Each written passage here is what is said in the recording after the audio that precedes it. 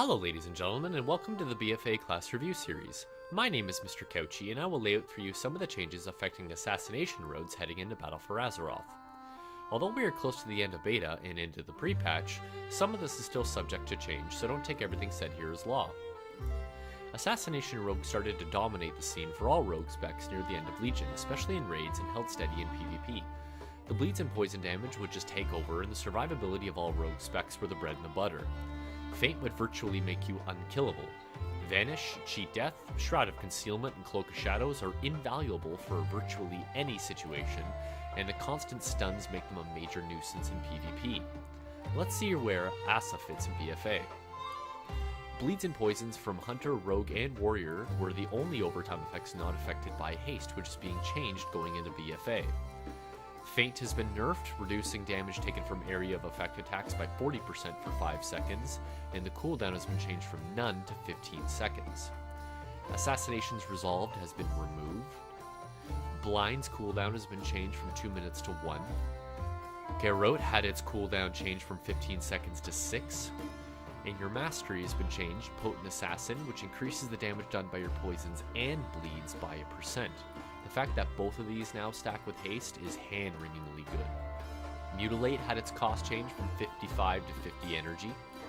In Sinister Strike, you viciously strike an enemy causing physical damage that awards a combo point, and it had its cost change from 40 to 45 energy. Vendetta now also generates 60 energy over 3 seconds. And finally, Venomous Wounds, you regain 7 energy every time internal bleeding, Garrote, or Rupture deal bleed damage to a poisoned target.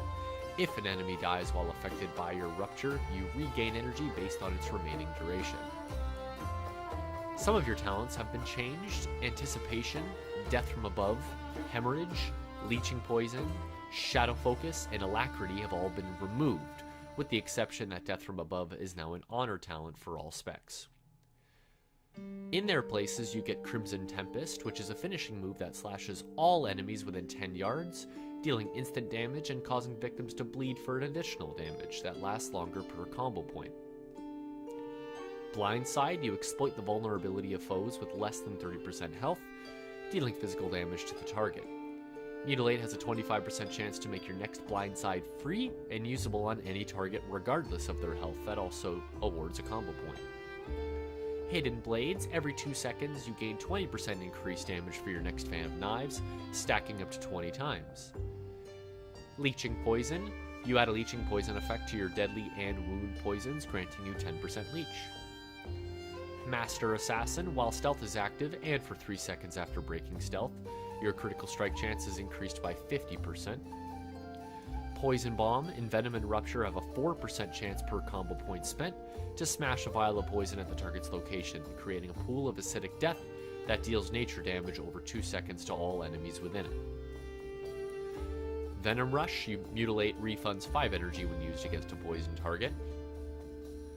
Elaborate Planning, your finishing move grants a 10% increased damage done for 4 seconds.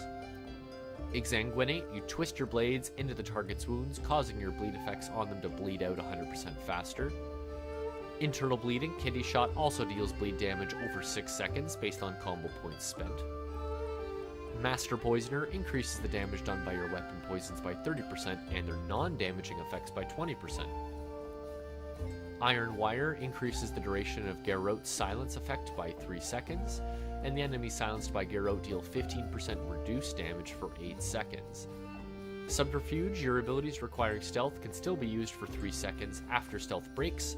It also causes Garrote to deal 100% increased damage and have no cooldown when used from stealth and for 3 seconds after breaking stealth.